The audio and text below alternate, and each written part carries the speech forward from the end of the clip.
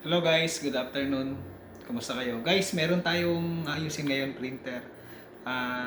Ganito yung itsurang lumalabas sa kanyang ilaw. Ito guys, yung kanyang dalawang ilaw dito sa stop button, nagbiblink siya. Ayan. Ang model nito ay Epson L3110. So kung titingnan natin sa computer guys, ganito yung makikita natin sa Epson status monitor. So ayan, makikita natin ito. Epson service required. A printer ink pad is at the end of service line. Please contact Epson support. So okay, gamit tayo ng adjustment program. So meron akong adjustment program. So select natin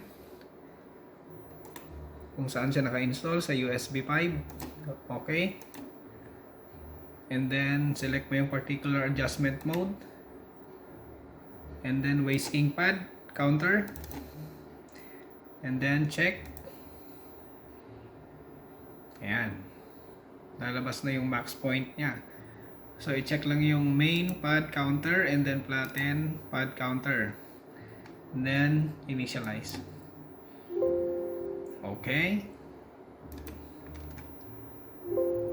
Please turn off the printer. So turn off natin. So nag-turn off na. So turn on natin ulit guys. Yan. So okay natin to. Close na natin to guys. So check natin yung printer guys kung meron pang magbiblink doon sa kanyang ilaw. So wala na. So check natin, mag-test print tayo. Test print tayo. File, print.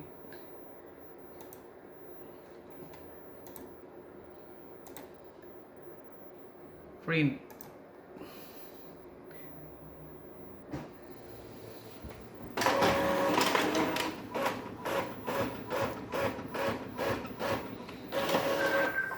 Ayun, nag-print na.